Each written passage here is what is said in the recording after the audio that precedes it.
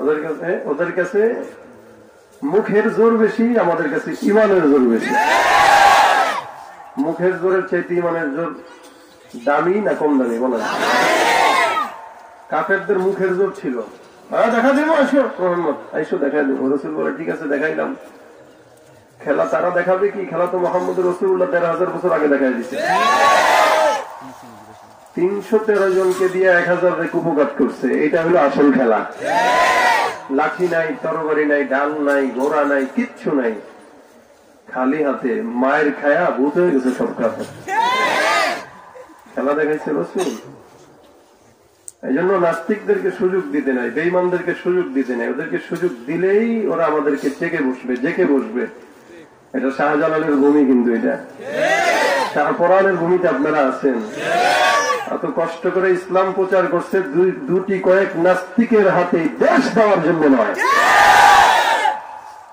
এই জন্য শাহজালাল শাহপরানের ভূমি শুধু নয়, এদেশ আল্লামা শফি রহমতুল্লাহর দেশ, এদেশ হাফিজি হুজুরের দেশ, শামসুল হক ফরিদপুরের দেশ, এই দেশ পীর ইসহাকের দেশ, এই দেশ আল্লামা আজিজুল হক রহমতুল্লাহের দেশ। দু একটা শাহরিয়ার কবিরের মতো নাস্তিক অত সহজেই আমাদের উপরে কর্তৃত্ব খাটাবে, ওই স্বপ্ন উঠে যাবে।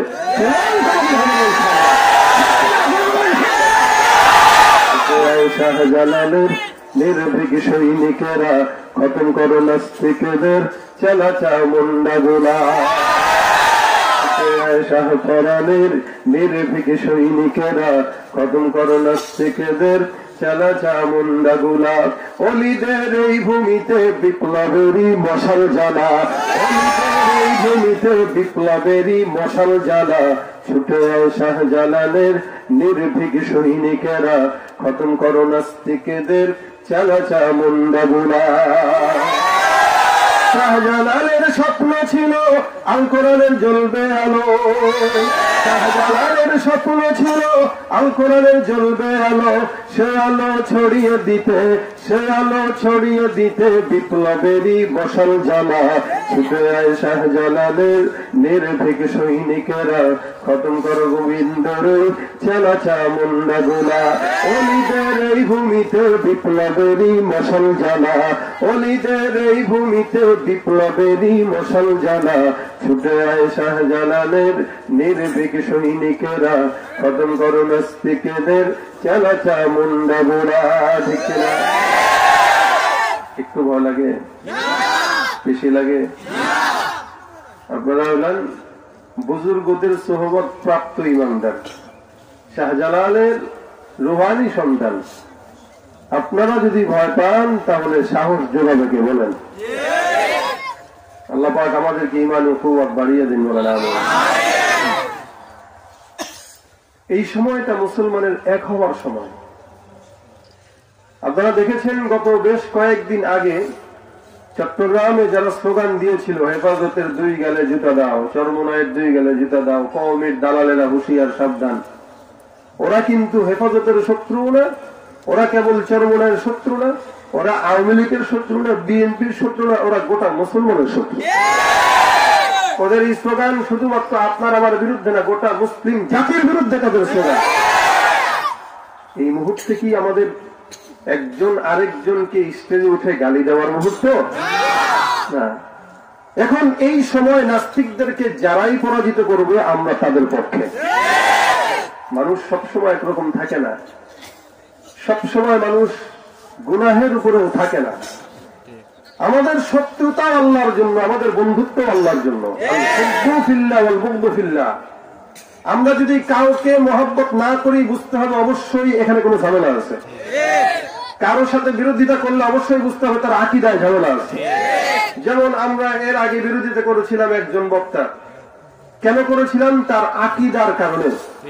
কিন্তু যখন দেখলাম তার আকীদা কিছুটা শুদ্ধ হইতেছে, আহলে হকের পাশাপাশি থাকতেছে, নাস্তিকদের চুবানি খাওয়াইতেছে, তখন আমরাও তার পক্ষে। হ্যাঁ, সে যদি এখন আবার কিছুদিন করে বিরুদ্ধে চলে যায় আমরা আবার তার বিরুদ্ধে কথা বলবো। তাই বলে এটা বলা যাবে না যে না তার উদ্দেশ্য খারাপ। আবার যারা এই ধারণা করে তাদেরকেও স্টেজে গালি দেওয়া এটাও কাম্য নয়, কারণ তারা এখন আমাদেরকে মারার টার্গেটে আছে। আমরা যদি নিজেদেরকে মারি তাহলে তারা হাসবে।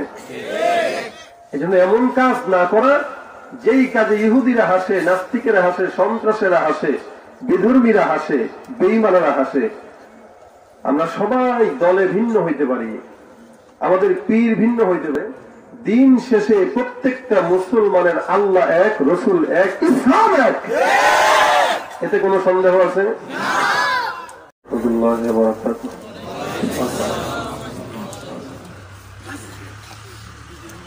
আলহামদুলিল্লাহ الحمد لله علي الذات عظيم الصفات سميع السمات كبير الشان جليل القدر رفيع الذكر مطاع الأمر جليل البرهان فقيم الاسم غزير العلم واسبع الحلم كثير الغفران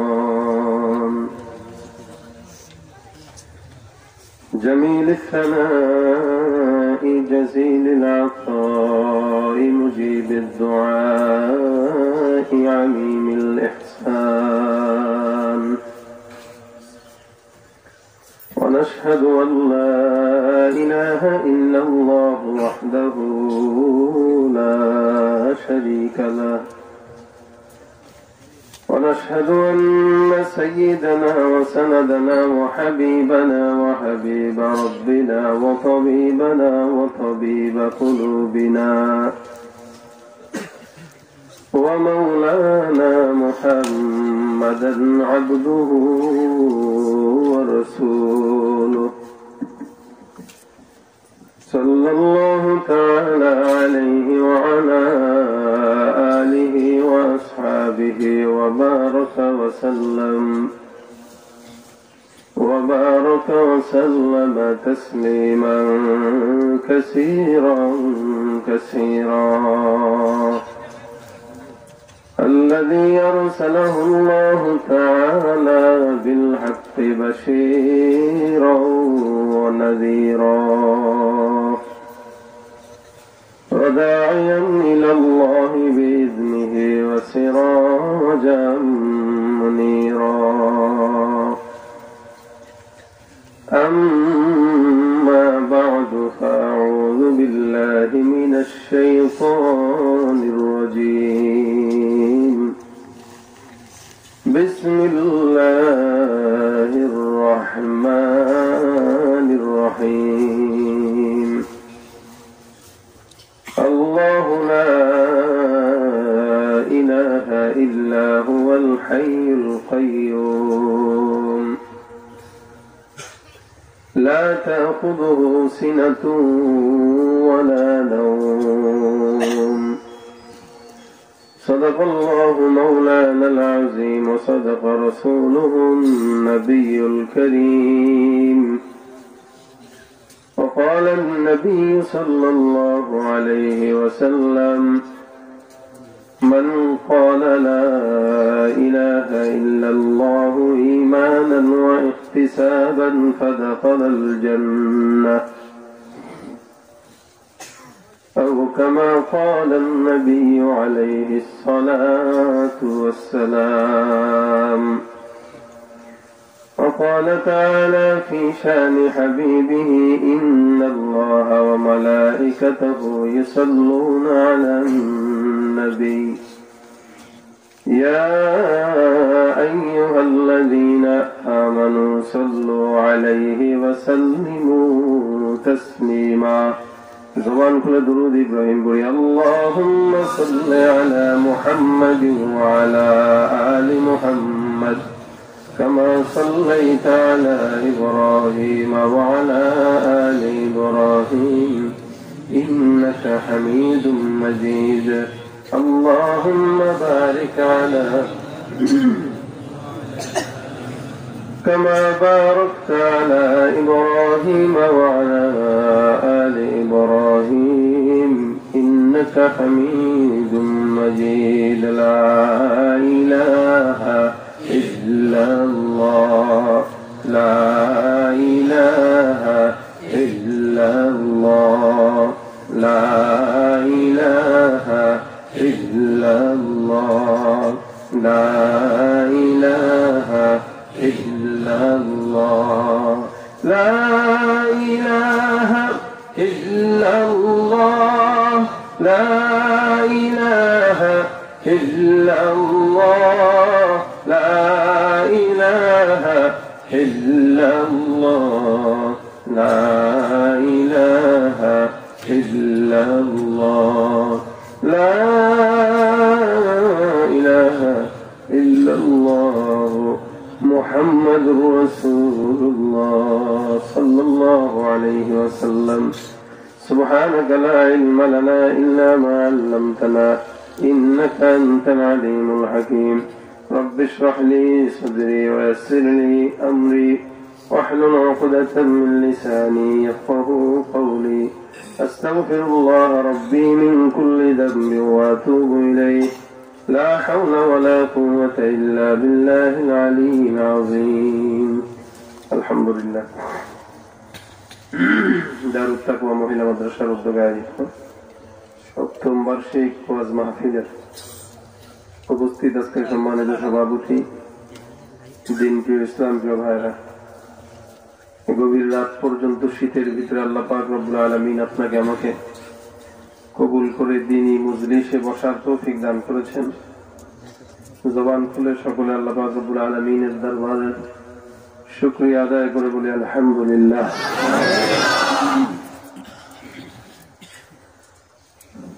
খুব রাত এই সময় আমার এই বছরে প্রথম মাহফিল, যেটা আমি 12টায় উঠলাম। স্বাভাবিকভাবে আমরা প্রোগ্রাম 11টা সাড়ে 11টায় শেষ করি। যেহেতু আপনারা মধ্যরাত পর্যন্ত প্রোগ্রাম করেন,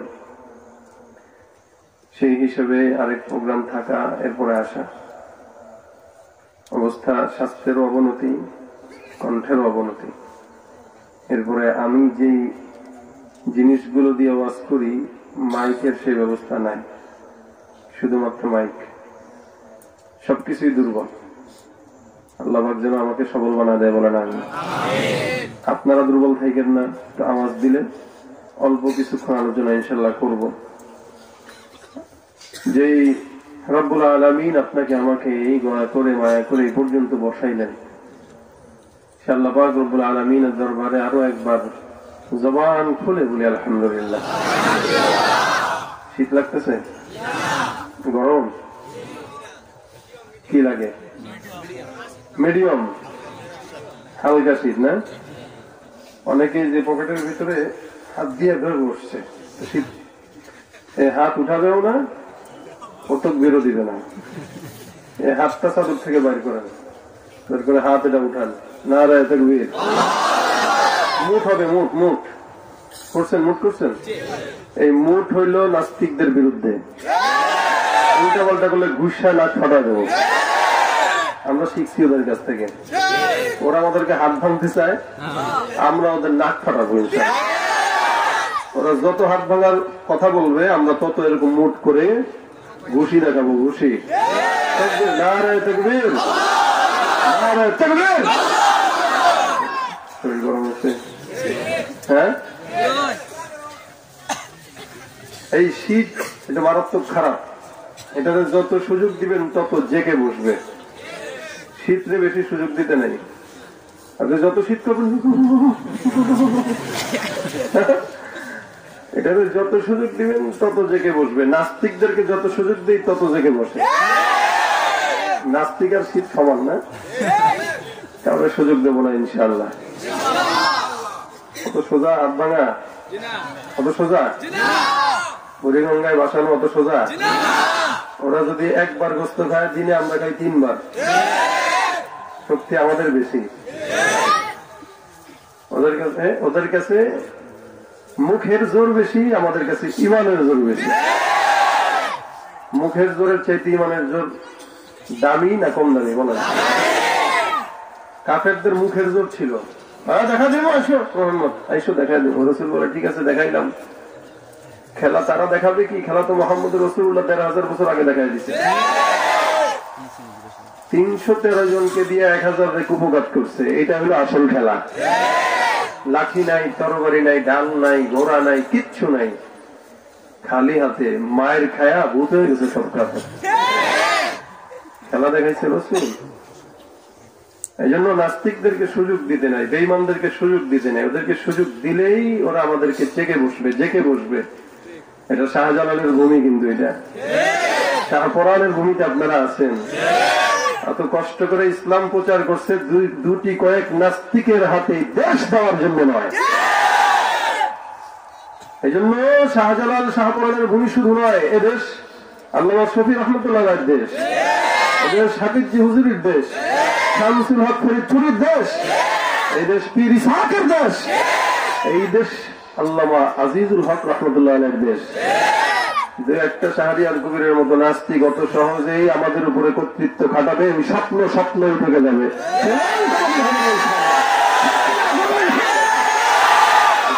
শাহজালালের নির্ভীক সৈনিকেরা খতম করো নাস্তিকদের চালাচা মুন্ডা গোলা।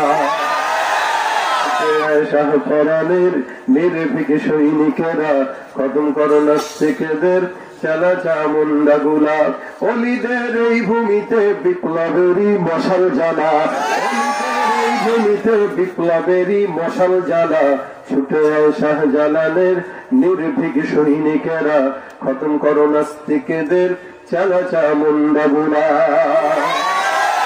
শাহজালালের স্বপ্ন ছিল আল কোরআনের জ্বলবে আলো, শাহজালালের স্বপ্ন ছিল আল কোরআনের জ্বলবে আলো। সে আলো ছড়িয়ে দিতে, সে আলো ছড়িয়ে দিতে বিপ্লবেরই মশাল জ্বালা। ছুটে আয় শাহজালালের নির্ভীক সৈনিকেরা খতম করো গোবিন্দর চালাচা মুন্ডা গোলা। অলিদের এই ভূমিতে বিপ্লবেরই মশাল জ্বালা, অলিদের এই ভূমিতে বিপ্লবেরই মশাল জ্বালা।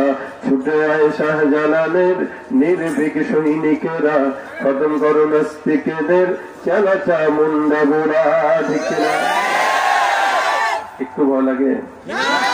বেশি লাগে? আপনারা হলেন বুজুর্গদের সোহবত প্রাপ্ত ইমানদার, শাহজালালের রুহানি সন্তান। আপনারা যদি ভয় পান তাহলে সাহস যোগাবে কে বলেন? আল্লাহ পাক আমাদেরকে ঈমান ও কুওয়াত বাড়িয়ে দিন বলেন আমিন। এই সময়টা মুসলমানের এক হওয়ার সময়। আপনারা দেখেছেন গত বেশ কয়েকদিন আগে চট্টগ্রামে যারা স্লোগান দিয়েছিল হেফাজতের 2 গালে জুতা দাও, চরমোনাইয়ের 2 গালে জুতা দাও, কওমের দালালেরা হুঁশিয়ার সাবধান, ওরা কিন্তু হেফাজতের শত্রু না, ওরা কেবল চরমোনাইয়ের শত্রু না, ওরা আওয়ামী লীগের শত্রু না, বিএনপির শত্রু না, ওরা গোটা মুসলমানের শত্রু। ওদের এই স্লোগান শুধুমাত্র আপনার আমার বিরুদ্ধে না, গোটা মুসলিম জাতির বিরুদ্ধে তাদের স্লোগান।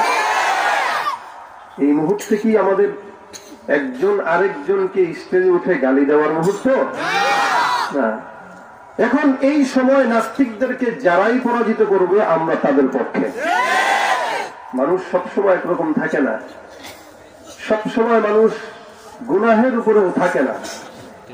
আমাদের শত্রুতা আল্লাহর জন্য, আমাদের বন্ধুত্ব আল্লাহর জন্য। আমরা যদি কাউকে মহব্বত না করি বুঝতে হবে অবশ্যই এখানে কোনো ঝামেলা আছে। কারোর সাথে বিরোধিতা করলে অবশ্যই বুঝতে হবে তার আকীদায় ঝামেলা আছে। যেমন আমরা এর আগে বিরোধিতা করেছিলাম একজন বক্তা, কেন করেছিলাম? তার আকীদার কারণে। কিন্তু যখন দেখলাম তার আকীদা কিছুটা শুদ্ধ হইতেছে, আহলে হকের পাশাপাশি থাকতেছে, নাস্তিকদের চুবানি খাওয়াইতেছে, তখন আমরাও তার পক্ষে। সে যদি এখন আবার কিছুদিন করে বিরুদ্ধে চলে যায়, আমরা আবার তার বিরুদ্ধে কথা বলবো। তাই বলে এটা বলা যাবে না যে না তার উদ্দেশ্য খারাপ। আবার যারা এই ধারণা করে তাদেরকেও স্টেজে গালি দেওয়া, এটাও কাম্য নয়। কারণ তারা এখন আমাদেরকে মারার টার্গেটে আছে। আমরা যদি নিজেদেরকে মারি তাহলে তারা হাসবে। এই জন্য এমন কাজ না করা যেই কাজে ইহুদিরা হাসে, নাস্তিকেরা হাসে, সন্ত্রাসেরা হাসে, বিধর্মীরা হাসে, বেঈমানেরা হাসে। আমরা সবাই দলে ভিন্ন হইতে পারি, আমাদের পীর ভিন্ন হইতে পারে, দিন শেষে প্রত্যেকটা মুসলমানের আল্লাহ এক, রসুল এক, ইসলাম এক। এতে কোনো সন্দেহ আছে? এই জন্য এমন মহাব্বত যদি কারো সঙ্গে করি, একজনের বিরোধিতাও যদি করি, বুঝতে হবে বিরোধিতারা কেন করতেছে, আগে ফাইন্ড আউট করেন এই বিরোধিতারা কেন হচ্ছে। যদি হয় আল্লাহর জন্য তাহলে মনে করেন ঠিক আছে, আর যদি মনে করেন ব্যক্তি স্বার্থে আমি তাকে আঘাত দিচ্ছি, বুঝতে হবে আমার ইমানের অবস্থা ভালো নাই। এই জন্য এক হওয়া দরকার সবার।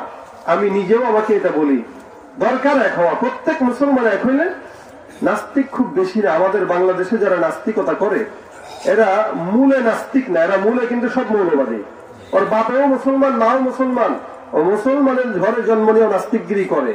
মূলত ও তার ধর্মের কারণে নাস্তিকগিরি করে না, ও গাঁজা খাওয়ার টাকা পায় না, এই টাকা জোগাড়ের জন্য নাস্তিকগিরি করে। আপনারা দিল্লিতে যদি যান, আপনাদের পাশেই তো বর্ডার, সিলেটে।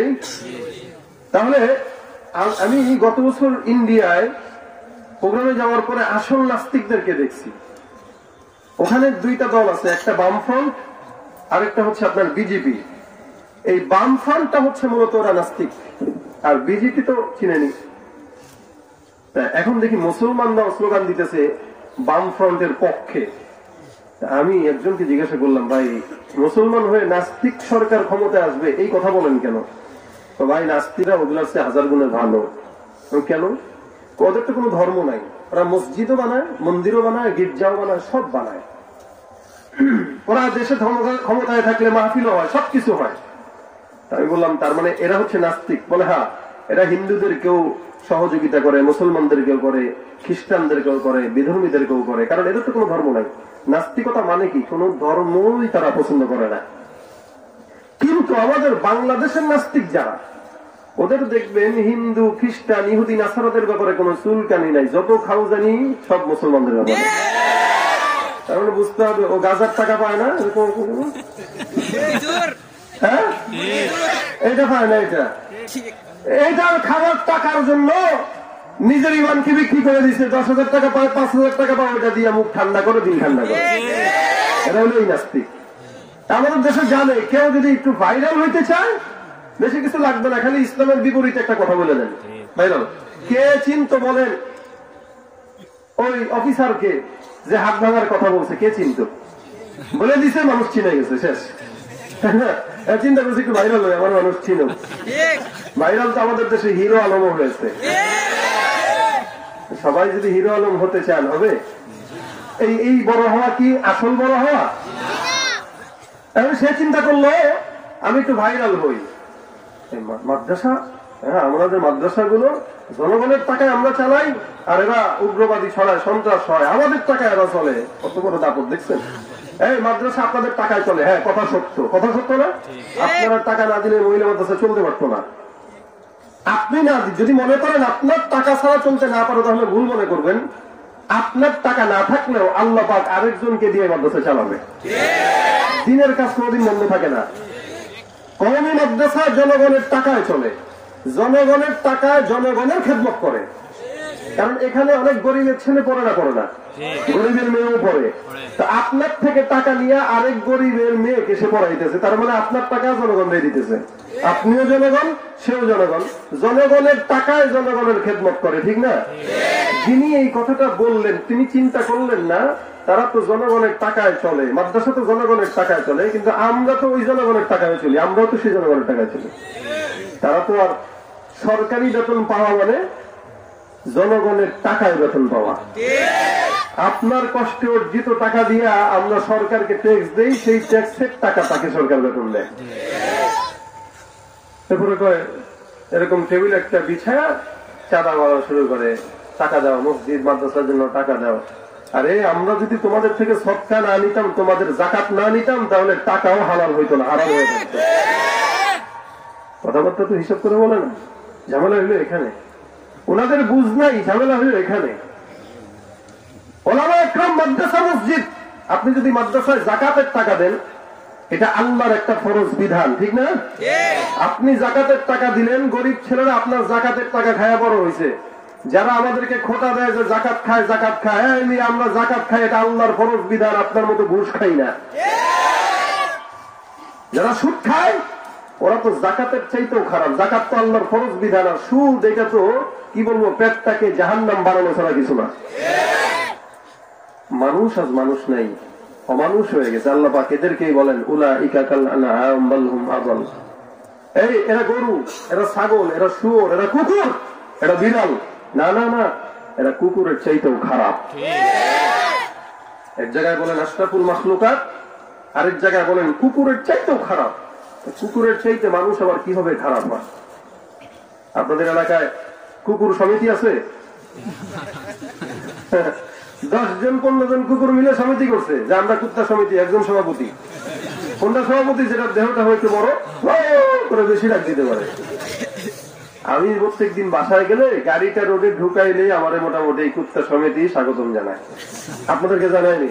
আচ্ছা, কেউ বাজারে যদি 2টা দোকান চালান, কুত্তা সমিতির সভাপতি যে আপনার বাজারে যায় দোকানে বলবে অমুক, বলে কি আগামীকালের ভিতরে যদি ট্যাক্স না দেয়, আমাদের হাড্ডি টাড্ডি দরকার, গরুর পায়া হাড্ডি এগুলো দরকার, আগামীকাল আমার বাসার সামনে আমাদের কুকুর সমিতির অফিসের ভিতরে যায় 10টা গরুর হাড্ডি নিয়ে যাবি, না গেলে তোর দোকান অবরোধ, আমরা কিন্তু মিছিল মিটিং শুরু করব। এই চান্দাবাজি কোনোদিন কুত্তা করছে কিনা বলেন? আচ্ছা, অন্যের বউ নিয়ে ভাগছে, অন্যের বেটির দিকে তাকায় দিছে, কুত্তা তো এটা করে না, করে কে? কথা বলেন। ঘুষ খাইছে কুত্তা? সুদ ইন্টারেস্ট বলে সুদ যে খান, আগে সুদ বলতো, এখন বলে সুদ না, এখন এটা ইন্টারেস্ট। এখন আবার কি কিস্তি, কিস্তির মাধ্যমেই তো সুদ নেয়। আবার নাম পরে পাল্টাইয়া বলতেছে কি মুনাফা, আরবি নাম দিয়েছে, তার মানে এটা জায়েজ না। চালাক কি দেখছেন? যারা সুদকে মুনাফা বলে, ওরে বলবেন দোস্ত তোর যখন পাতলা পায়খানা হবে ওটা ডাল মনে করে তুই খাবি। আর পাতলা পায়খানা ডাল মনে করে খাইলে জায়েজ হবে? কথা বলে না। ওইটা যেমন ডাল মনে করে খাইলে জায়েজ হবে না, সুদ এটাকে হালাল মনে করে কোনোদিন খাইলে হালাল হবে না। এটার নাম পাল্টা দিয়ে খাইলে ওটা হালাল হবে না। যতই কিছু বলেন, কুত্তা তো সুদ খায় না, কুকুর তো ঘুষ খায় না, কুকুর তো জেনা করে না, কুকুর যাই কিছু করুক না কেন দিন শেষে আল্লাহকে সে ভুলে 24 ঘন্টা সে ডাকে আল্লাহ আল্লাহ আল্লাহ।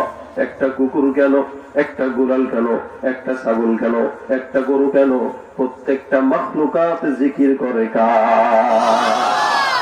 ভাইরা আমার, আল্লাহ পাক রব্বুল আলামিন বলে, হ্যাঁ দুনিয়ার মানুষ, দুনিয়ার জিন্দেগিতে সব বান্দাদেরকে আমি আল্লাহ বানাইলাম, বড় দামি মানুষ, দামি কেন মানুষ আমি আল্লাহ বানাইলাম, ওর মতো দামি আর কেউ নাই। আসমানটা দামি, আসমানটা তার জন্য, জমিনটা দামি, জমিনটাও তার জন্য, পাহাড় পর্বত সমুদ্র নদী নালা সব কিছু আমি আল্লাহ বান্দা তোমার জন্য বানাইলাম। আর তোমাকে কার জন্য বানাইলাম? আল্লাহ পাক বলে তুমি বান্দাকে একমাত্র আমি আল্লাহর জন্য বানায় দিলাম। বাইরে আমার সবাই তোমাকে সেবা করবা, তুমি আমি আল্লাহর সেবা করবা, আমি আল্লাহর গোলামি করবা। আল্লাহ পাক রব্বুল আলামিন বান্দাকে দামি বানায় দিলেন। দামি মানুষ যখন দামি হয় তখন তার ক্ষতিটাও বেশি হয়। একটা রিক্সা এটার কোনো দাম নাই, যদি অ্যাক্সিডেন্ট হয় তেমন ক্ষতিও নাই, কিন্তু বিমান একটা অনেক দামি, যদি অ্যাক্সিডেন্ট হয় কোনো বাঁচার উপায় নাই। দামি যত ক্ষতিও তত, দাম কম যত ক্ষতি তত কম। আল্লাহ পাক বলে এই কুকুর গরু ছাগল কোনোদিন গুনাহ করে না, এরা গুনাহ কি বুঝে না, এদের হিসাবও নাই।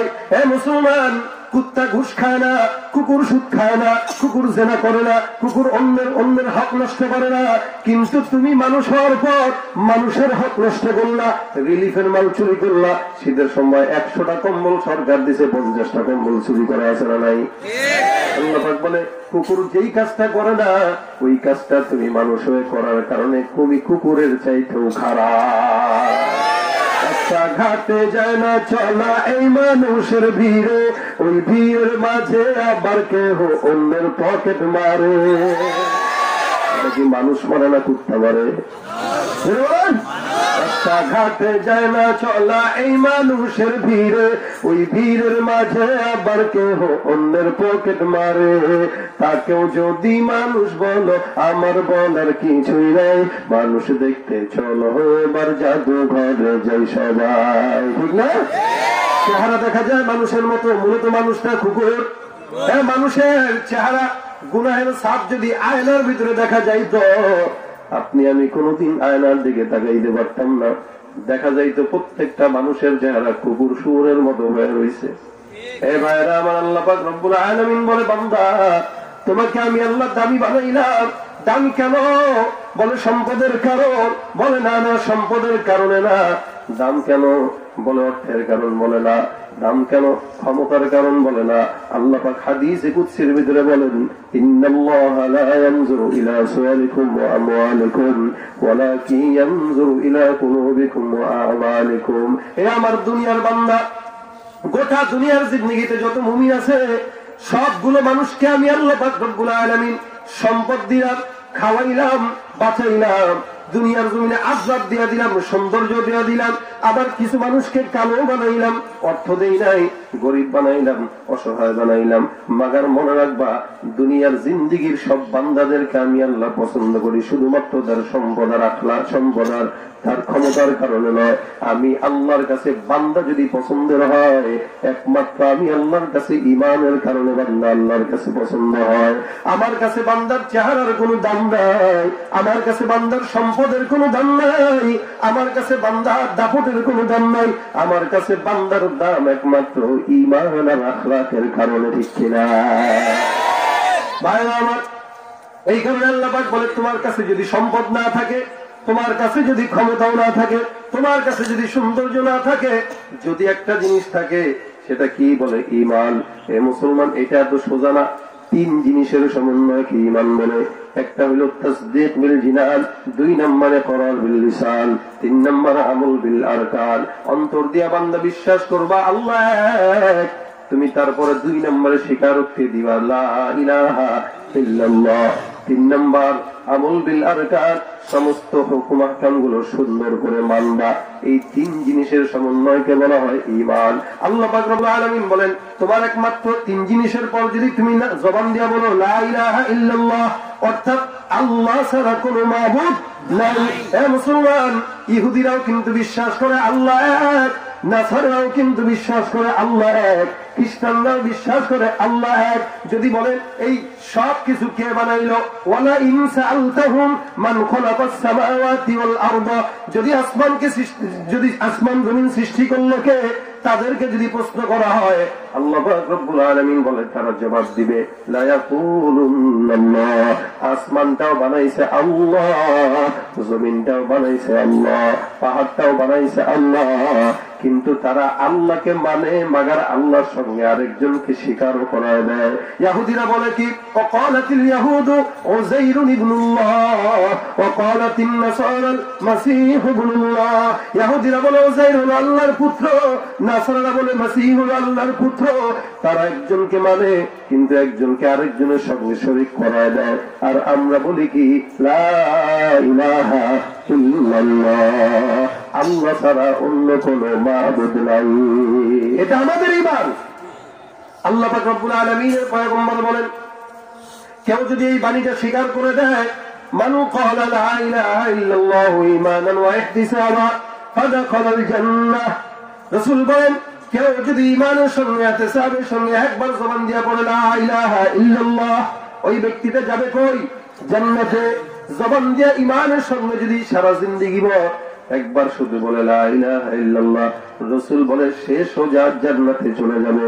এই মুসলমান, এই হাদিসটা আবু হুরায়রা রাদিয়াল্লাহু তাআলা একবার বর্ণনা করেন। হযরত ওমর ডাক দিয়ে বলে, আবু হুরায়রা এইভাবে বর্ণনা করো না। আবু হুরায়রা তারপরেও বর্ণনা করে। ওমর রাদিয়াল্লাহু তাআলা হাসতে একটা ধাক্কা দিলেন। রাসূল ডাক দিয়ে রাসূলের কাছে বিচার নিয়ে গেছে। আবু হুরায়রা ডাক দিয়া বলে, হে রাসূল, আমি আপনার হাদিস বর্ণনা করলাম, আমাকে ওমর যেন বাধা দেয়, ধাক্কা দেয়। রাসূল বলেন, আরে কেন ওমর তুমি তাকে ধাক্কা দিলা? হযরত ওমর ফারুক রাদিয়াল্লাহু তাআলা বলেন, হুজুর এত চমৎকার করে সুন্দরভাবে হাদিস বলে যে কেউ যদি একবার কালেমা পড়ে সে জান্নাতে চলে যাবে। রাসূল বলে, হ্যাঁ কথা তো ঠিক, হাদিসও তো ঠিক। ওমর ডাক দিয়ে বলে, হুজুর আমি তাকে ব্যাখ্যা করার জন্য বললাম। কারণ কি, অনেক মানুষ আছে সমাজে সুদ খায়, ঘুষ খায়, জেনা করে, দুর্নীতি করে। এখন সেও যদি চিন্তা করে সারা জিন্দেগি আকাম করলাম, লাশ জামানায় সে একবার কালেমা পড়লো জান্নাতে চলে যাবো না, এত সোজা। আকাম করলো, সুদ খাইলো, ঘুষ খাইলো, জেনা করলো, সব কিছু করলো, আমি সে মনে করবে বাস কালেমা তো পড়ছি জান্নাত। তাহলে নামাজ রোজা যারা করে, ইবাদত যারা করে, তার ভিতরে ওর ভিতরে পার্থক্য কি? তাহলে আমরা কেন নামাজ করি? অত সোজা না। আকাম করবেন, মানুষের মাল চুরি করবেন, রিলিফ চুরি করবেন, সম্পদ চুরি করবেন, জায়গা বেড়ে 10 বিল্ডিং উঠাবেন, এরপরে যত দুর্নীতি আছে করবেন, আনন্দের হাতও ভাঙতে যাবেন, আর আপনি মনে করবেন আমি কালেমা পড়ে জান্নাতে চলে যাবো, পিঠার আছে তোমার ফেরত থাকবো। অত সোজা না। লা ইলাহা ইল্লাল্লাহ স্বীকার করে ও কোনোদিন কোনো গুনাহের পথে যেতে পারবে না। এই কালেমা এমন একটা জিনিস, এই কালেমা কাউকে গোস্ত রুটি যোগায়, আবার কাউকে কালেমা দুনিয়ার জমিনে জেলখানায় ঢুকায় দেয়। কেউ কালেমা পরে জান্নাতে যায়, আবার কেউ জাহান্নামে যায়। এখন বলবেন কালেমা জাহান্নামে নেয় কেমনে? বলে হ্যাঁ, এমন কিছু কিছু কালেমা আছে যেটা পড়লে জাহান্নামে যাওয়া লাগে। বলে কিভাবে? সৈয়দ কুতুব শহীদ রহমতুল্লাহ আলাইহি বহুত বড় একজন মুফাসসির ছিলেন। মিশরে উনি কালেমার তাওহীদের বাণীর দাওয়াত দিতেছে, তো ওনার সাথে অনেক যুবকরা এক হয়ে গেছে। তাওহীদের বাণী যদি পৌঁছাই দিতে হয়, সমাজে আল্লাহর আইন চলবে, ঠিক না? আল্লাহর বিধান কি? কেউ চুরি করবে তো হাত কাটা, কেউ জেনা করবে তো শাস্তি, কেউ গুনাহ করবে তো এই করো, বিচার করো, এটা আল্লাহর বিধান। সৈয়দ কুতুব শহীদ রহমতুল্লাহ আলাইহি মানুষের মাঝে এগুলো ছড়াই দিতেছেন। তো সরকারের নজরে বললো যে কি রে, এই কথাগুলা বললে তো সরকার বিরোধী হবে স্বাভাবিক, কারণ সরকার তো আর ইসলামের পরিপূর্ণ আইন মানতে পারে না। সেই ক্ষেত্রে সরকার তাকে ধরলো, জেলখানায় নিয়ে গেল। জেলখানায় নেওয়ার পরে সৈয়দ কুতুব শহীদ রহমতুল্লাহ আলাইহি বলতেছেন, আমাকে আপনারা যতই কিছু বলেন না কেন, ইসলামের যে দাওয়াত আমি দিচ্ছি, কিয়ামত পর্যন্ত যদি বেঁচে থাকি আমি এই দাওয়াতই দেব। হাজার আঘাত দেওয়ার পরেও আমাকে এই পথ থেকে নড়ানো কোনোদিন সম্ভব না। এটা ওনার এক বাক্যের কথা। তো যত কিছু বলুক তারা ফিরাইতে পারে না। এখন পাশ হয়ে গেল আদালতে, কি সৈয়দ কুতুবকে ফাঁসি দাও। মনে করছে ফাঁসি দিলেই মনে হয় সব শেষ। একজনে মারলে তো কি হয়েছে, আরেকজন আসবে না? একজনে মারার দ্বারা যদি ইসলাম ফিনিশ হয়ে যেত, তাহলে ১,৫০০ বছর পরে আমরা ইসলাম পাইতাম না। ১ শফি সাত দুনিয়াতে নাই তো কি হচ্ছে, হাজারো লক্ষ কোটি শফি দুনিয়াতে জন্মগ্রহণ করবে। ১ শাহজালাল নাই তো কি হয়েছে, সিলেটের জমিনে হাজারো শাহজালাল ঘরে ঘরে জন্ম নেবে কিয়ামত পর্যন্ত। দিনের দায়িত্ব আল্লাহ পাক কিয়ামত পর্যন্ত পৌঁছায় দিবে, এটা আল্লাহর দায়িত্ব। ফাঁসির কাষ্ট হয়ে গেছে, ঝুলানো হয়ে গেছে দড়ি। আমাদের দেশেও নিয়ম আছে, ফাঁসি যদি কারো হয়, মৃত্যুর আগে তাকে কালেমার তলকিন দেওয়ার জন্য লোক পাঠায়। এখন একজন আলেমরে পাঠাইছে কালেমার তলকিন দিতে, যা সৈয়দ কুতুবকে একটু কালেমা পড়ায় নে, মরার আগে, মরবে তো, মরার আগে একটু কালেমা পড়ায় আস যা। হুজুর একজন আসছে, আসার পরে ডাক দিয়ে বলে, হুজুর মাফ করবেন। তো কেন আসছেন? আপনারা কালেমা পড়াইতে আসছিল। কত বিনোদন, চিন্তা করছেন। কালেমা পড়াইতে আসছে কারে? যে কালেমার জন্য জেলখানায় আসছে, এখন মরবে, এরা কালেমা পড়াইতে। কিরে দোস্ত, তুই কি কালেমা পড়াবি বলতো, তোর কালেমা কোনটা একটু বল। আমার কালেমা কোনটা? একই কালেমা। বলে কোনটা? লা ইলাহা ইল্লাল্লাহ। তারপরে কি? মুহাম্মদুর রাসূলুল্লাহ। আচ্ছা, তোর কালেমা আমার কালেমা তো একই মনে হইতেছে। তুই কি সরকারের চাকরি করস? বলে জি। দুপুরে খাইছিস কি? খাইছি গোস্ত দিয়া, রুটি দিয়া। মাশাআল্লাহ, ভালো। তুই দুপুরে খাইলি, জামা কাপড় দেখলে মনে হয় শাহেনশাহ অবস্থা।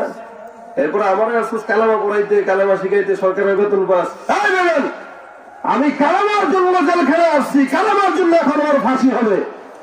যেই কালেমা আমাকে ফাঁসির কাষ্টে ঝুলায়, একই কালেমা তোকে সরকারের বেতন দেয় আর গোস্ত খাওয়ায়। বুঝতে হবে এই কালেমা দালালের কালেমা, আমার কালেমা ইমানের কালেমা।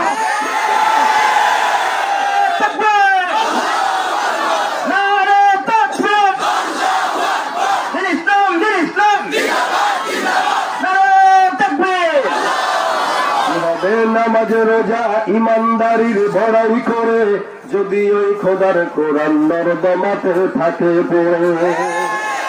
হবে নামাজ রোজা ইমানদারির বড়াই করে, যদি ওই খোদার কোরআন নর্দমাতে থাকে পড়ে। মসজিদের কোণে বসে জিকির যত করই কোষে, এভাবে যায় না পাওয়া আল্লাহকে, এভাবে যায় না পাওয়া আল্লাহকে। কি হবে বেঁচে থেকে অযথা বিদ্যা শিখে, যদি না গড়তে পারি শোষণবিহীন সমাজটাকে। কি হবে কিতাবাদির তালিম দিয়ে মাদ্রাসাতে, যদি ওই খোদার কালাম নিষিদ্ধ হয় আদালতে। কি হবে কিতাবাদির তালিম দিয়ে মাদ্রাসাতে, যদি ওই খোদার কোরআন নিষিদ্ধ হয় আদালতে। কাফনের কাপড় মাথায় ময়দানে আয় ছুটে আয়, কাফনের কাপড় মাথায় ময়দানে আয় ছুটে আয়। বিলিয়ে দে না তোদের জীবনটাকে, কি হবে বেঁচে থেকে অযথা বিদ্যা শিখে যদি না গড়তে পারি শোষণবিহীন সমাজটাকে। ঠিক না বেশি? কালেমার পার্থক্য আছে না নাই? একই কালেমা পড়ে একজন জান্নাতে, একই কালেমা পড়ে আরেকজন জাহান্নামে। এই জন্য হযরত আলী ওমর রাদিয়াল্লাহু তাআলা আনহু বলেন, ইন্নাল্লাহা ইয়ারফাউ বিহাযাল কুরআনি আকওয়ামা ওয়া ইয়াদউ বিহি কওমান আখারিন। কোরআনটা এমন একটা জিনিস, এমন একটা জিনিস, কোরআনের ভিতরে যেই কালেমা আছে এটা এমন একটা জিনিস, কাউকে সম্মান দেয়, কাউকে জাহান্নামে পাঠায়। ভাইরা আমার, এই কারণে রাসূল বলেন কালেমা যদি পড়ো জবান থেকে না দিল থেকে পড়ো, জবান দিয়ে পড়ো, আমল করো। কেউ যখন আমল করবে কালেমার আমল, ওই বান্দা কোনদিন জিনা, চুরি, ব্যভিচার, আহাজারি, নানাজারি সমস্ত কিছু করতে পারে না। একমাত্র স্বীকার দিয়া দিলাম লা ইলাহা ইল্লাল্লাহ। এ মুসলমান, ইমানের সঙ্গে ইহতিসাবের সঙ্গে কোন বান্দা যদি কালেমা পাঠ করে বিনা হিসাবে জান্নাতি। আল্লাহ পাক রব্বুল আলামিনের রাসূল উবাই ইবনে কাব রাদিয়াল্লাহু তাআলা আনহুকে বলেন, এই মুসলমান আল্লাহ পাক কালাম নাযিল করেছেন কোরআন, এই কোরআনটা দামি নাকি কম দামি? সারা বিশ্বের মানুষ ১৫০০ বছর হয়ে গেছে এখন এই কোরআনটা মানে। আমেরিকায় গেলেও দেখবেন এই কোরআন চলে, দিল্লিতে গেলে একই কোরআন চলে। এই জন্য আমি আমেরিকায় নামাজ পড়ছি, দেখি বাংলাদেশের সিলেটের নামাজ পড়ায়। হ্যাঁ, আমাদের এই এলাকার নামাজ কেমনি এলাকার নামাজ পড়ি আলহামদুলিল্লাহ রাব্বিল আলামিন এই সূরাই তো বলছে। তাহলে আলহামদুলিল্লাহ এখন কি বাঙালি সূরা না সারা বিশ্বের সূরা? সমস্ত জান্নাতি কোরআন আল্লাহ পাক তেলাওয়াত করবে জান্নাতে। এই কোরআনটাকে আল্লাহ পাক দামি বানাইছেন। কোরআনে সমস্ত কোরআনের সূরাদের ভিতরে একটা সূরা আছে সবচেয়ে দামি, এই সূরাটা হলো সূরা ফাতিহা।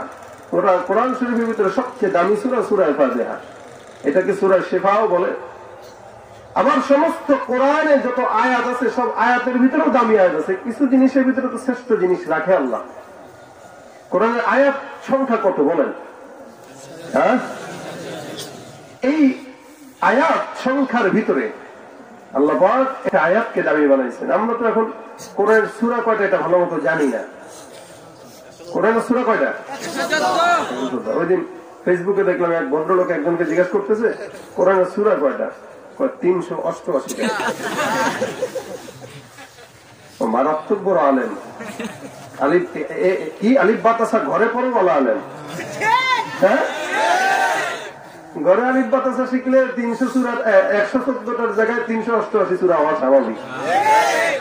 মাদ্রাসায় যায় শিখলে ১১৪টাই হবে।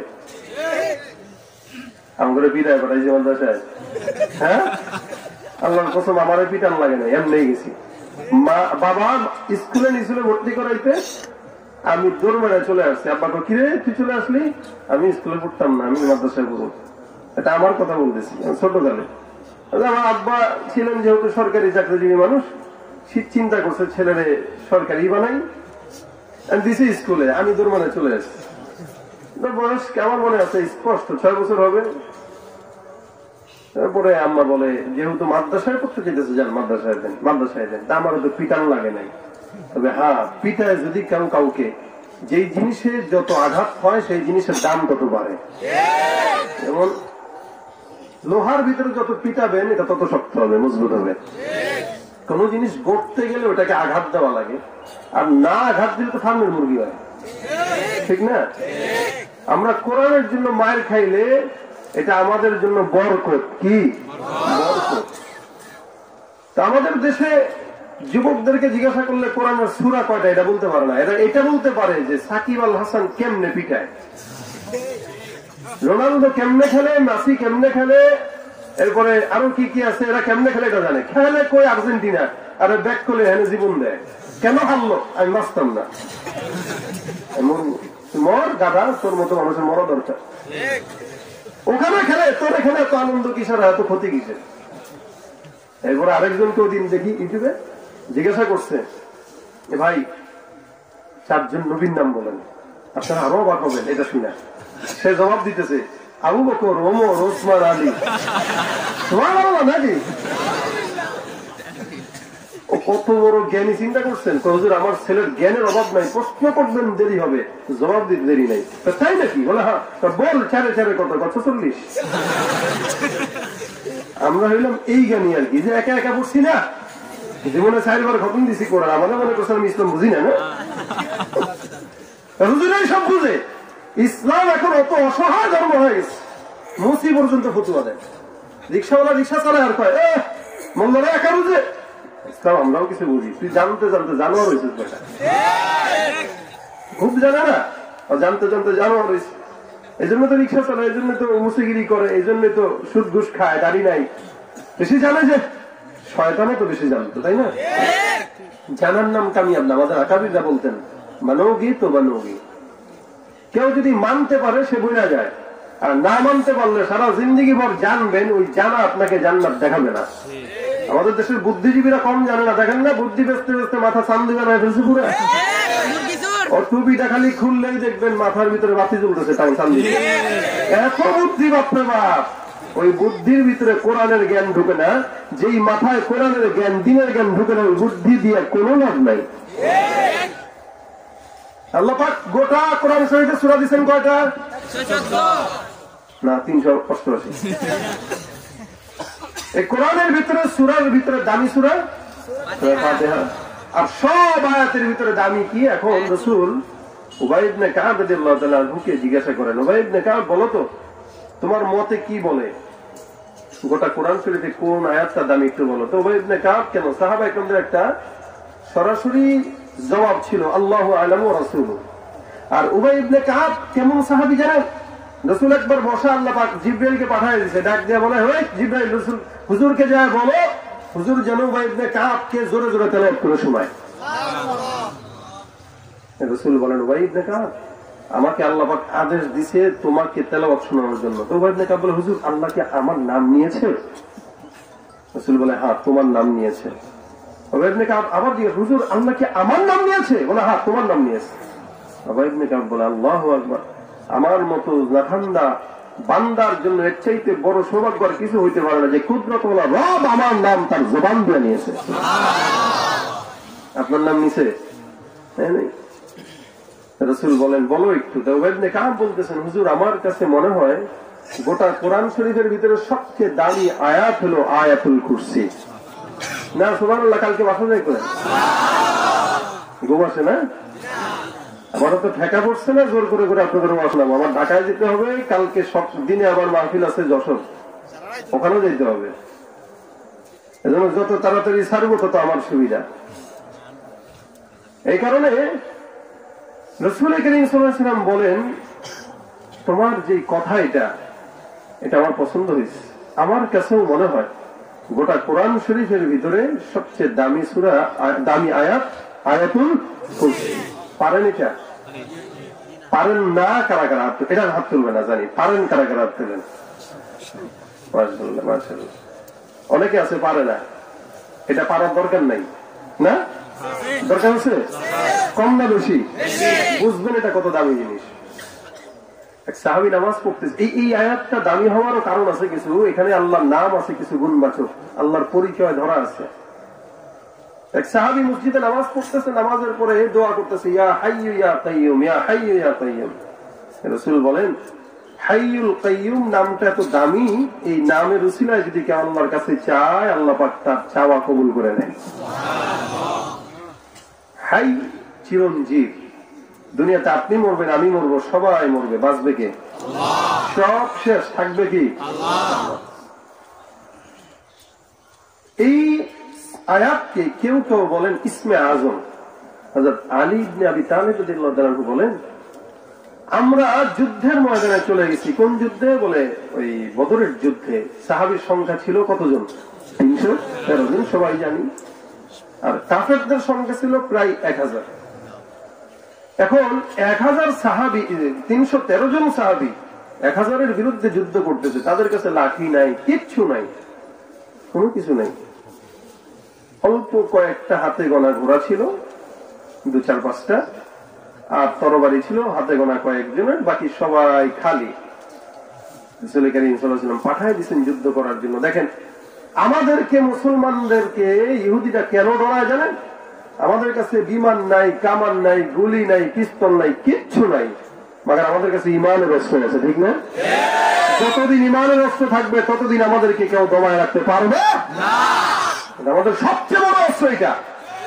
আলী রাদিয়াল্লাহু তাআলা বলেন, আমরা যুদ্ধের ময়দানে যুদ্ধ করতে গেছি, আমাদের কিছুটা ঘাবড়াইতেছি যে আবার যদি হেরে যাই, কারণ মানুষ তো কম, আমরা যুদ্ধের ময়দানে যুদ্ধ করে কিছুক্ষণ পরে আলী রাদিয়াল্লাহু তাআলা মনে করলেন যাই রাসূলকে এক নজর দেখে আসি রাসূল কি করেন।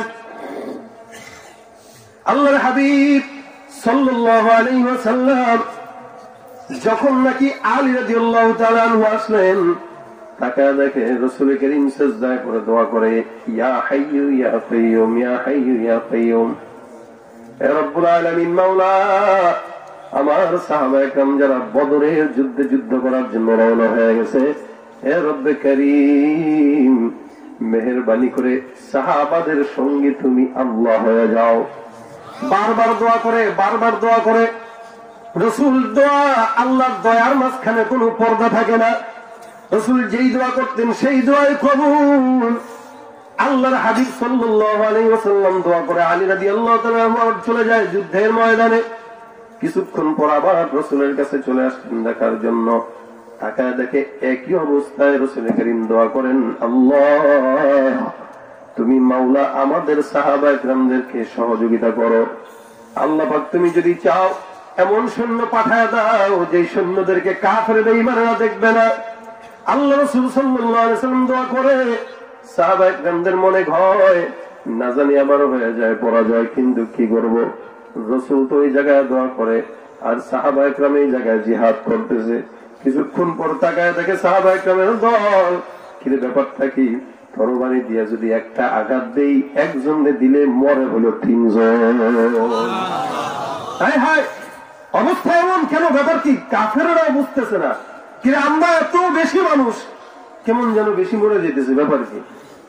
এই ফেরত দিতেও পারতেছি না, সাহাবায়ে কেরামদেরকে ঠকাইতে পারলেও আল্লাহর রাসূল বলেন, আল্লাহ পাক আসমান থেকে ফেরেশতাদেরকে সাদা পোশাকধারী ফেরেশতা পাঠায় দিছে, সাহাবায়ে কেরামদের সঙ্গে হয়ে তারা বদরের যুদ্ধে জিহাদ করা শুরু করে। সুবহানাল্লাহ, এটা হলো জুনদুল্লাহ। আল্লাহ পাক বলে, জুনুদান লাম তারাউহা, আমি আল্লাহ যখন মুমিনের সঙ্গে হই, আমি আল্লাহ যখন বেঈমানদের বিরুদ্ধে যাই, তাদেরকে ধ্বংস করার জন্য এমন সৈন্য দল পাঠায় দেই যাদেরকে চোখেই দেখা যায় না। আর যে সৈন্যকে চোখে দেখা যায় না সেই সৈন্যকে কোনোদিন প্রতিরোধ করা যায় না। যেমন নাকি বাংলার জমিন কেন, সারা বিশ্বে এখন করোনা মহামারী হয়ে গেছে, ঠিক কিনা? এটা তো চোখে দেখা যায়। আল্লাহ বলে, আমাদের দেশে নার্গিস আসছে না, বুলবুল, সিডর, আমরা কি বলি? আমরা প্রতিরোধ করেছি না, শক্তিশালী আমরা করোনাকেও প্রতিরোধ করেছি, আমরা বুলবুলকে প্রতিরোধ করেছি। আল্লাহ তা বুলবুলকে প্রতিরোধ করছোস, নার্গিসকে প্রতিরোধ করছোস, দাঁড়া এমন জিনিস দিমু দেখবি না, প্রতিরোধ তো তোর বাপে করবে, দূরের কথা। বেটা প্রতিরোধ করবেন কেমন? লঞ্চে উঠছে, নদীর ভিতরে তুফান শুরু হয়ে গেছে, আর আমাদের মতো ইমানদার যারা, আমরা তো লাই লাই লাই লাই লাই লাই লাই দোয়া করতে করতে সারা জিন্দেগি যা দোয়া করছে সব বলা শেষ। যেই আল্লাহ কয় ঠিক আছে, তোর দোয়ার বদলে তো তোরা বাঁচাইলাম, নদীর কিনারায় নৌকাটা নিয়ে আসছে, সারা ড্রাইভারটা ছিল না কঠিন, কেমনে কেমনে করলো, বেঁচে গেল। হুন্ডা চালাইছে কত জানেন? যুবকে চালাইছে 120-এ, পিছনের টাকা, ভাই ভাই ভাই ভাই তুই আমার আব্বা লাগো, ভাই ভাই চুপ থাক বেটা। হুট করে সামনে একটা মানুষ দাঁড়ায় গেছে, এখন এমনে করে পার হয়ে গেছে।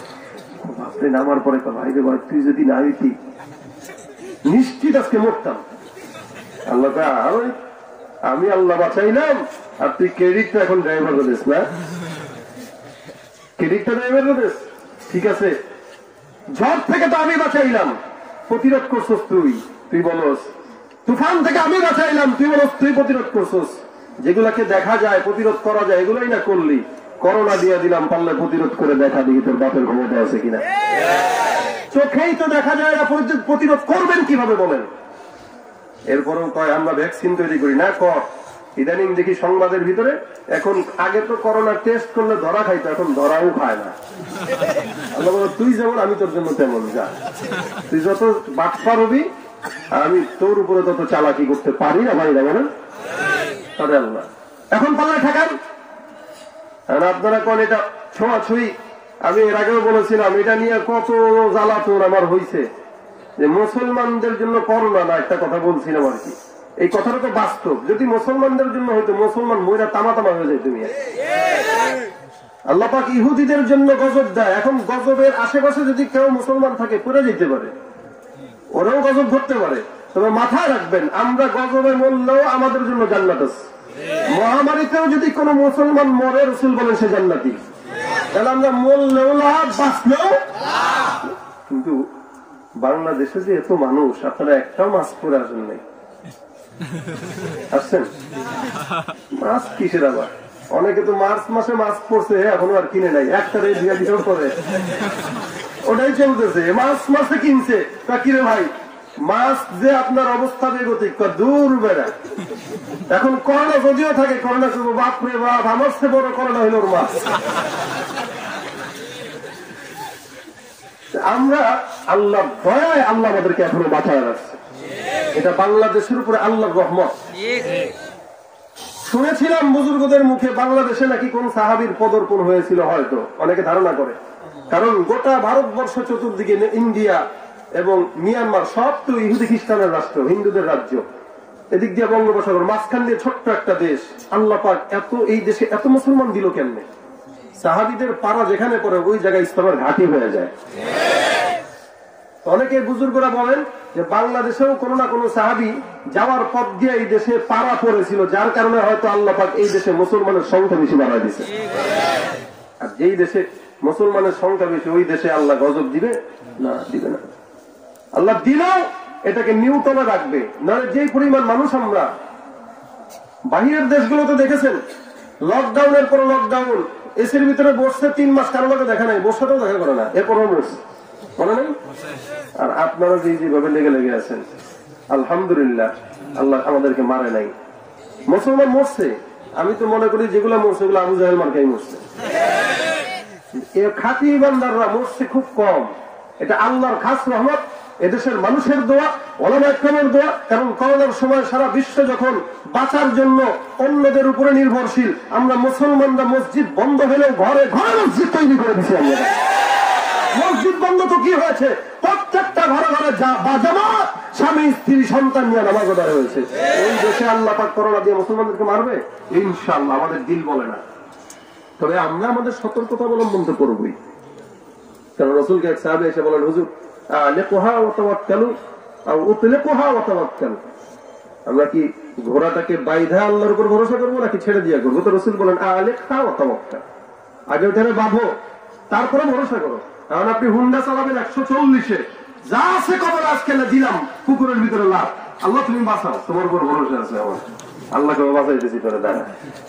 5তলা বিল্ডিং এর উপর থেকে যদি লাভ দেন, আল্লাহ আপনার উপর ভরসা রেখে লাভ দিলাম, মালিক যা আছে গো বলে, বাঁচবেন। আগে নিজের সতর্কতা, তারপরে আল্লাহর হেফাজত। আল্লাহ পাক আমাদেরকে করোনা থেকে বাঁচাক, বলেন আমিন। রাসূল কারীম সাল্লাল্লাহু আলাইহি ওয়াসাল্লাম দোয়া করেন, আলী রাদিয়াল্লাহু তাআলা আনহু বলেন, হাইয়ুল কাইয়ুম নামের উসিলায় রাসূল দোয়া করেছেন, সাহাবা একরামদের সাথে আল্লাহর আসমানের ফেরেশতারা পর্যন্ত বদরের যুদ্ধে জিহাদ করেছে। এই সৈন্য দলকে কি দেখা যায়? ফিরাবে কিভাবে? ওরা সাহাবাদেরকে সামনে দিয়ে মারে আর ফেরেশতারা পিছন দিয়ে এসে গুটি দেয়। তুই কারো মানুষ দেখো, এটা হলো আয়াতুল কুরসি, প্রথম যেটা আয়াত। এই আয়াতের ভিতরে আল্লাহর এই গুণবাচক 2টা নাম, এই কারণে এটার দাম আছে অনেক। বাইরা রাসূল কারীম সাল্লাল্লাহু আলাইহি ওয়াসাল্লাম বলেন, কোন বান্দা যদি 5 ওয়াক্ত নামাজের পরে আয়াতুল কুরসির আমল করে, ও বিনা হিসেবে জান্নাতে যাবে। সুবহানাল্লাহ। আয়াতুল কুরসির আমল এটা মুসলমানদের ঈমানের কাজ। এই মুসলমান ভাইরা আমার, রাসূল কারীম সাল্লাল্লাহু আলাইহি ওয়াসাল্লামের সাহাবী আবু হুরায়রা রাদিয়াল্লাহু তাআলা আনহু, জলিলুল কদর সাহাবী। এই সাহাবী আবু হুরায়রা সবচেয়ে বেশি হাদিস বর্ণনা করে। রাসূল কারীম একবার তাকে একটা দায়িত্ব দেয়। দায়িত্ব কি? বলে যাকাতের সম্পদ যতগুলো আছে সবগুলোর দেখভাল তুমি আবু হুরায়রা করবা। রাসূলের আদেশে আবু হুরায়রা রাদিয়াল্লাহু তাআলা সুন্দর করে যাকাতের মালগুলো পাহারা দেয়। যাকাতের মাল যখন পাহারা দেয়, রাত্রিবেলা হয়ে গেল, হঠাৎ করে টের পাইল ঘরের ভিতরে একজন চোর ঢুকলো। চোর ঢুকছে কেন? বলে মাল চুরি করার জন্য। আবু হুরায়রা তলব হয়ে গেছে, খবর হয়ে গেছে। ডাক দিয়া চোরটাকে ধরে থাবা দিয়া ধরে ডাক দেয়, বলে কিরে চোরের বাচ্চা, কি লেগে ঢুকছিস? বলে চুরি করতে ঢুকছিস, ধর আজকে রসুলের সামনে ধরে নেব। চোর কয়, হুজুর মাফ চাই, দোয়া চাই, হুজুর মাফ করে দেন। চোখের পানি নাকের পানি সব একসঙ্গে করে বলে, হুজুর জীবনের এই প্রথম চুরি করছি হুজুর আজকে, আর জিন্দেগিতে করবো না। এটা তো চোরের স্বাভাবিক একটা নিয়ম। 100 বার চুরি করলো সে কি বলবে? এই জীবনের প্রথম চুরি করছে। বলতেছে আমার বাসায় কেউ না খাওয়া, সন্তান খায় না, বিবি খায় না, মা খাইতে পায় না, হুজুর আপনি যদি মাফ না করেন আমার তো মরে যেতে হবে, মরলে তো হুজুর ওদেরকে খাওয়া থেকে, হুজুর দয়া করে রসুলের কাছে দিয়েন না, কারণ সে জানে রসুলের কাছে দিলে চোরের হাত কাটা যাবে, এটা ইসলামের বিধান। আবু হুরায়রা মায়া লেগে গেছে, ঠিক আছে যাও ছেড়ে দিলাম। ফজরের পরে রসুল আসছেন, আয়েশা ডাক দিয়া বলে, আবু হুরায়রা চোর কই? চোর? আবু হুরায়রা বলে, কিরে চোর ধরলাম আমি, রসুল কেন জানো? রসুল তো ঘুমাইছে রাত্রেবেলা। রসুল ঘুমায় তো আপনার মতো ঘুমায়? হ্যাঁ আমার মতো ঘুমায়? আমরা তো 2 পায়ের মাঝখানে কোলবালিশ দিয়া জড়ায় জড়া বউ এত ডাকে ডাকে, ওর কোনো খবর নাই, ওর বাপরে বাপ মহিষের মতো ঘুমায়। মহিষ রসুল বলেন, আমি চোখ দিয়া ঘুমাই থেকে আমার দিলের চক্ষু খোলা থাকে। উপরের চোখ ঘুমায়, দিলের চোখ খোলা, সব দেখি। চোর করে গেছে, হুজুর ছেড়ে দিছি। কেন? মায়া লাগছে হুজুর। কান্নাকাটি করতে করতে নাকের পানি চোখের পানি সব এক লগে হয়েছে। জিন্দগিতে প্রথম চুরি করছে, আর কোনোদিন করে নাই হুজুর, আর জিন্দগিতে করবে না বলছে। রসুল বলেন, এই চোরটা মিথ্যা কথা বলেছে, সে আবার আসবে। আবু হুরায়রা বলে, ঠিক আছে আমি দেখি, রসুলের কথা তো অবশ্যই সত্য হবে। দ্বিতীয় রাত্রেবেলা আবার তাকায় দেখে চোর হাজির। তার মানে রসুলের কথা মিথ্যা না সত্য? চোর আসছে, চুরি করছে। আবু হুরায়রা আবার ধরে ফেলছে। আবু হুরায়রা দিল তেমন ধরার পর আজকে তো ছাড়াছাড়ি নাই, রসুলের কাছে না দিয়ে ছাড়বো না। আবার কান্না, হুজুর গো আপনি আমার মাফ লাগেন, হুজুর না লাগেন, হুজুর সব লাগেন, হুজুর মাফ করে দেন, রসুলের কাছে দিয়েন না, হুজুর আমার হাতটা থাকবো না, হুজুর হাত থাকবো না। কানতে কানতে শেষ। না তুই প্রথমবার আসছিস, কালকে তো হুজুর চুরি করতে পারি নাই, আপনি তো সব রেখে দিচ্ছেন। আজকে আসছি। এই আবু বকর যখন খলিফা, তখন একবার এক চোর ধরছে আবু বকর রাদিয়াল্লাহু তাআলা। ধরার পরে চোরকে কয়, তোর বিচার হবে। হুজুর মাফ করেন, আমি জীবনের প্রথম চুরি করছি হুজুর, আল্লাহর কসম আমি হুজুর এই প্রথম চুরি করছি, হুজুর মাফ করেন। আবু বকর বলে, মাফ কি করা যাবে কিনা এটা ওমরের সাথে একটু পরামর্শ করা লাগবে। এবং সরকার, হুজুর দয়া করে আপনি যা করবেন করেন, ওমর কি দেখেন না হুজুর? ওমরের শয়তানও তো ধরায়, চোর তো দূরের কথা। আবু বকর বলে, ঠিক আছে ওমর ফারুক একটু আসেন তো। বলে, কি হুজুর? চুরি করছে, ওরা কি মাফ করা যায়? এইটা তো বিচারকের নির্দেশ, বিচারক কি রাখবে নাকি ছাড়বে এটা বিচারকের হিসাব। তবে আমার অভিজ্ঞতা তাজরেবা হলো, আমার তাজরেবা যেটা, এটা হলো যে চোর কোনদিন একবার চুরি করে ধরা খায় না, মিনিমাম 3 বার চুরি করে ধরা খায়। এই জন্য একটা আরবিতে কথা আছে, সালিল মুজাররাব। যদি প্রশ্ন করা লাগে যারা অভিজ্ঞতা সম্পূর্ণ তাদের কাছে প্রশ্ন করো। তা আবু বকর ওমরকে প্রশ্ন করছে, ওমর বলে মিনিমাম কয়বার। আপনারা তো এই শাহপুরান মাজারের সামনে যায় পকেট মার একটা পাইলেই ঘুষাইতে ঘুষাইতে থতনা ফাটান। কয় টাকা চুরি করছে? দেখবেন 5 টাকা চুরি করছে মাত্র। অথচ সমাজের ভিতরে মানুষের রিলিফের মাল চুরি করনেওয়ালা চোরের অভাব নাই, জায়গা চুরি করনেওয়ালা লোকের অভাব নাই, মানুষের কম্বল চোরের অভাব নেই। এই চোরগুলো না দমাইতে পারলে দেশের উন্নতি হবে না। এরা দেশের শত্রু, মানবতার শত্রু, সরকারের শত্রু। দেশের লাগি মহামারীর মহাতন, ফাইলে কলম ঠেকাইয়া চালায় তারা নির্যাতন। দুঃখের টাকায় ওদের ভরি করে যে টান টান, ওরা শিক্ষিত শয়তান, ওরা শিক্ষিত শয়তান, ওরা শিক্ষিত শয়তান, ওরা শিক্ষিত শয়তান। কিরগিরিয়ার মাজার পূজা চলছে দেশটা জুড়িয়া, বাসাইতে আছে না? কত বুজুর্গ মানুষের কবরটাকে নষ্ট করে দিল একদমই ভণ্ডগুলা। গিরগিরিয়ার মাজার পূজা চলছে দোষটা জুড়িয়া, সেরকি আর বন্যামিতে দেশটা গেল ভরিয়া, গাজার কলকি টান মারিয়া দেখায় খাজার শান। ওরা ওরা শিক্ষিত শয়তান, ওরা শিক্ষিত শয়তান, ওরা শিক্ষিত শয়তান। ঠিক কিনা ভাই? চোর ধরা খাইছে আমার বলে হুজুর ও এমনি এমনি ধরা খাবে না, এমনি স্বীকার করবে না হুজুর, একটু রিমান্ডে দেওয়া লাগবে, ডিম থেরাপি না, রিমান্ড ছাড়া তো সত্য কথা বলবো না। অমুক বলে যা করেন করেন নেন। অমুক চোরকে নিয়ে এসে বলতেছে এই বল কবার চুরি করছিস বল। হুজুর একবার, সত্যি কথা বল একবার। চোখটাকে লাল ডাল করে চিরস তার সঙ্গে কথা বল, সত্য কথা বল। আমি কিন্তু জানি তুই কতবার করছিস, কোন কোন কোন জায়গায় কি করছিস। মাফ করবেন, এই নিয়ে জীবনে 21 বার চুরি করছিল। এই কথাটাই দিয়ে আবু বকরের কাছে স্বীকারোক্তি দিন নিয়ে গেছেন সিদ্দিক আকবরের কাছে। হুজুর আপনার বুজুর্গ মানুষ কতবার চুরি করছে জিজ্ঞান হুজুর, বললো তো একবার, তাই বল হুজুর মাফ করবেন 21 বার। হুজুর 21 বার। সমাজে যারা চুরি করে কেসিনে ধরা খায়, ওরা কিন্তু একবার কেসিনেতে যায় ধরা খায় নাই, পুরান পাপী, পুরান পাপী এরাই ধরা খায়। এখন চোখ যে ধরল আবু হুরায়রা, তোর মাপটাপ চাইছে, আবু হুরায়রা দিলে আমার মায়া লেগে গেছে, আবার ছেড়ে দিছে। রসুল আবার সকালবেলায় সেটা আবু হুরায়রা চোর কই, এই ভেজালি না না, ছেড়ে দিই দয়া করে হুজুর তো জেনেই ফেলে। হুজুর মাপটাপ চাইলে আর জীবনে আসবে না বলছে, তা আবারও কালকে আসবে সে। তুমি বলে দেখো কালকে আসবে আবার। এখন আবু হুরায়রা ঠিক আছে, আজকে যদি ধরছি, ওর যদি নাম আসছি আজকে আমি। তৃতীয় দিন যখন রাত্রেবেলা আবার অপেক্ষা করতেছে চোরের জন্য, দৌড় মেরে চোরটা ঘরের ভিতরে ঢুকে যায়। আবু হুরায়রা দেখে চোর আবারও ঢুকছে, হাতটা ধরে নিছে, ধরে রশি দিয়া হাত পাও সব বাঁধছে। শয়তান তুই 3 বার আমার সঙ্গে মিথ্যা কথা বলে আবার চুরি করতে আসছস, সুতরাং আজকে ক্ষমা নাই। আবু হুরায়রা ডাক দিয়া বলতেছেন তোর ক্ষমা আজকে রসুলকে দেবই। এখন চোর তো বাঁচার জন্য যত পন্থা আছে বলবেই। এখন সে মাথায় চিন্তা করতেছে কি করা যায়, কি করা যায়, কি করলে বাঁচা যায়। এখন চোরে বলতেছে আবু হুরায়রা রাদিয়াল্লাহু তাআলা আনহু, যিনি 5,500 মতো হাদিস বর্ণনা করেন, ইনাকে বলতেছে তোমাকে আমি একটা দামি আয়াত শিক্ষা দেব, বিনিময়ে তুমি আমারে ছেড়ে দিবা। আবু হুরায়রা বলে তুই আমারে শিখাবি? বলে হ্যাঁ। তুই চোর হয়ে আমারে শিখাবি? বলে হ্যাঁ। চোর হলে কি ইমান ঠিক আছে না?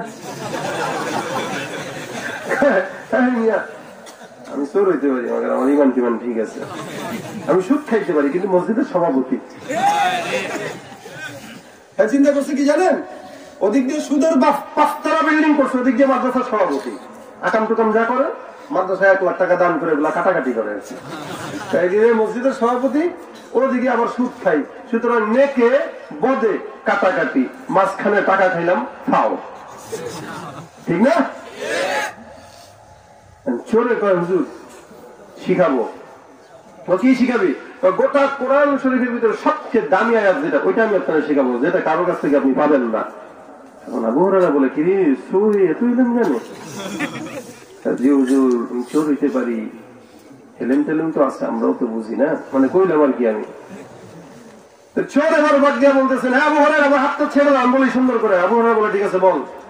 চোর ডাক দিয়া বলতেছেন আবু হুরায়রার কথা কোরআনের ভিতরে আল্লাহ পাক যা নাযিল করেছেন সব আয়াতের ভিতরে আল্লাহর কাছে সবচেয়ে দামি আয়াতটা হইল আয়াতুল কুরসি। আবু হুরায়রা বলে সত্য? বলে হ্যাঁ। বলে শুনো, শুধু সত্য, কোন বান্দা যদি রাত্রে ঘুমানোর আগে এই আয়াতুল কুরসির আমল করে, আল্লাহ পাক সারা রাত ফেরেশতার মাধ্যমে তার পাহারাদারের দায়িত্ব দিয়ে দেয়। আবু হুরায়রা ডাক দিয়ে বলতেছেন মাশাআল্লাহ, ভালো জিনিস তো তুই আমারে শিখাইলি। তার যা তো 7 খুন মাপ ছেড়ে দিছে। সকালবেলা রাসূল করিম সাল্লাল্লাহু আলাইহি ওয়াসাল্লাম আসছেন, এসে ডাক দিয়ে বলে আবু হুরায়রা চোর কই? রাসূল বলে, আবু হুরায়রা বলে হুজুর চোর তো আজকে ছেড়ে দিছি। বলে কেন ছাড়লা? ইয়া রাসূলুল্লাহ চোরটা আমাকে আজকে দামি একটা জিনিস শিক্ষা দিয়েছে। রাসূল বলেন কি? আবু হুরায়রা ডাক দিয়ে বলে হুজুর গোটা কোরআন শরীফের ভিতরে সবচেয়ে দামি আয়াত কোনটা, এই জিনিসটা চোর আমার শিক্ষা দিয়ে চলে গেছে। রাসূল ডাক দিয়ে বলে, কি বলছে? বলে, চোরটা আয়াতুল কুরসির প্রথম থেকে শেষ পর্যন্ত তেলাওয়াত করে শোনাইছে, আর বলছে এই আয়াতটা যদি রাত্রিবেলা ঘুমের আগে তেলাওয়াত করি, কোন শয়তান জিন্নাত কোনদিন ক্ষতি করতে পারবে না, আল্লাহর ফেরেশতারা আমার জিম্মাদারি নিয়ে নিবে। রাসূল ডাক দিয়া বলতেছেন, হ্যাঁ কথা সত্য বলছে, মাগার লোকটা কিন্তু ভালো না। আবু হুরায়রা বলে, লোকটাকে? রাসূল বলেন, মিস্টার শয়তান। চিন্তা করছেন? তার মানে 3 দিন শয়তান আসছে ডিস্টার্ব করতে। এই জন্য এলেম সবার থেকে শুনতে নাই, আর সবাই মিষ্টি কথা বললেও বিশ্বাস করতে নাই। যদি মনে করেন নাস্তিকটা মাঝে মাঝে ইসলামের পক্ষে বলতেছে, বুঝতে হবে ওর উদ্দেশ্য খারাপ। চোর যে শিখাইলো, উদ্দেশ্য কি ভালো ছিল? ওর উদ্দেশ্য ছিল বাঁচার জন্য, কারণ ও জানে রসুলের হাতে বললো খবর আছে, ও বাঁচার জন্যই আবু হুরায়রা শিখাইছে। এই জন্য ভাইরা, আয়াতুল কুরসির আমল এটা আমাদের জরুরি। এতক্ষণ পর্যন্ত যা শুনছেন সব ভুলে যান, কোনো সমস্যা নাই। একটা ফিকির নিয়ে কথাগুলো বলা। ফিকির কি? এই দানটা হলো আমার। আপনারা একজন যদি এটার উপর আমল করেন, আমি বসে বসে ঘুমাই ঘুমাই সব পাবো ইনশাআল্লাহ। এই জন্য সব কিছু ভুলে যান। অনেকের জিনের আসর, এই সমস্যা সেই সমস্যা, ভয় পায়, হ্যান করে তেন করে, বাচ্চা কান্দে, অমুক করে তমুক করে, খালি অভিযোগ। কোন অভিযোগ থাকবে না। প্রত্যেকদিন 5 ওয়াক্ত নামাজের পরে আয়াতুল কুরসির আমল করেন, ঘুমের আগেও আয়াতুল কুরসির আমল করেন।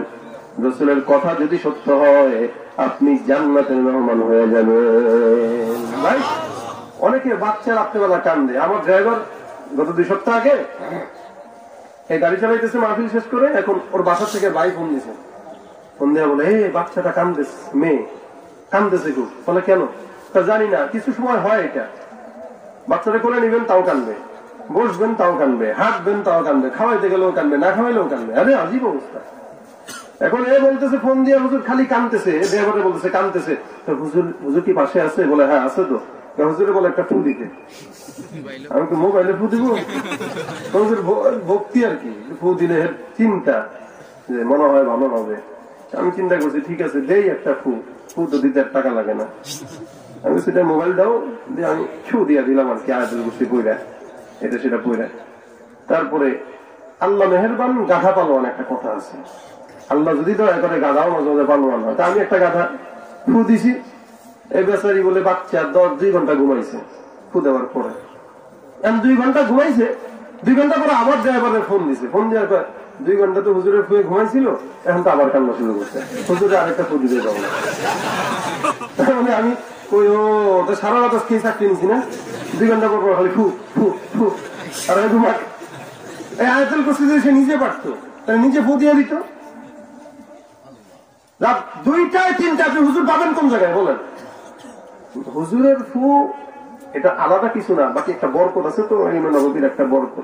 এই বরকতটাই তো। বাকি আপনি মা হিসাবে, বাপ হিসাবে আপনার ফুয়েরও তো বরকত আছে। তা আপনি শিখে নেন।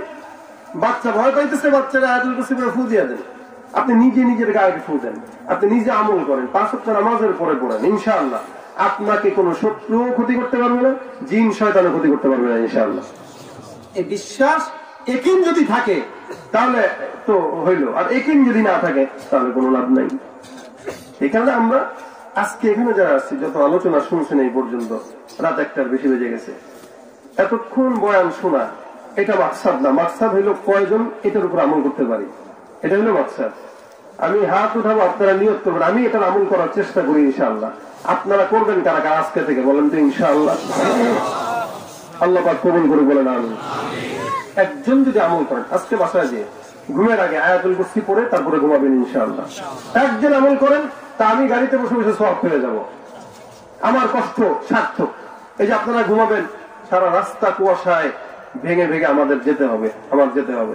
তা আপনারা যদি একটু আমলটা করেন, আমি রাস্তায় যে অন্তত সওয়াবটা পাইলাম, আল্লাহ আমলনামায় লিখে দিল। আসলে এখানে আসা আমার হুজুরের আদেশে। আপনাদের মাদ্রাসার প্রিন্সিপাল সাহেব হুজুর, মুফতি ফারুক আহমদ সাহেব হুজুর, ওনার কাছে ইফতায় আমি কিতাব পড়েছি। হযরত আমার শিক্ষক ওস্তাদ, আমার রুহানি পিতা, হুজুরের আদেশ, হুজুর বলে গেছে মাওলানা লিখে রাখেন। আমি লিখে রাখছি, কোনো কথা নাই কোন জায়গায় কি। আজকে এখানে হুজুরকে দেখতে চলে আসলাম, বহুদিন হুজুরকে দেখি না, এখানে ওস্তাদকে দেখতে চলে আসলাম। হুজুরের আদেশ আলী রাদিয়াল্লাহু তাআলা বলে, তোমাকে এক অক্ষর যে শিখাইলো সে তোমার মুনিব হয়ে গেল, চাইলে আজাদও করে দিতে পারে, চাইলে গোলামও রাখতে পারে। তা আমি হুজুরের গোলাম, হুজুর আদেশ করছেন, আমি চলে আসছি। এই জন্য দোয়া নিতে আসছি আপনাদের কাছে। আপনারা এখানে বসছেন, আমার আশাও যেন সার্থক হয়, সেই জন্য বলি আজকে এই যে কথাটা বললাম, এই কথাটা আমরা সবাই মানবো, আমি নিজে মানবো। এই আমলটা যদি সবাই করতে পারি ইনশাআল্লাহ, আমাদের অসংখ্য, অনেক সময় বাচ্চাদের বদনজর লাগে, খাবারের ভিতরে বদনজর লাগে, অনেক কিছু লাগে। আমরা যদি এই আয়াতুল কুরসির আমলটা করে খাবারে ফু দিই, অমুক জায়গায় এই করি সেই করি, দেখবেন আয়াতুল কুরসির বরকতে আল্লাহ পাক সমস্ত বদনজর থেকেও আল্লাহ পাক আমাদেরকে হেফাজত করবে ইনশাআল্লাহ। মাহফিলটা মাদ্রাসার উদ্যোগে মাহফিল, মহিলা মাদ্রাসা। আপনাদেরকে শেষমেশ বলতে চাই, মাদ্রাসার সহযোগিতা, ওই যে যারা বলে আমাদের টাকায় মাদ্রাসা চলে, তাদের এই কথাটা সত্য। আপনারা আজকে প্রমাণ করবেন যে হ্যাঁ, আমাদের টাকা দিয়েই আমরা মাদ্রাসা চালাইতে চাই। আপনারা কে আছেন এরকম মাদ্রাসাটার জন্য 1000-এর নোট একটা করে দিবেন, কতগুলা মানুষ আমি আছে দেখতে চাই, অথবা 10,000, 5,000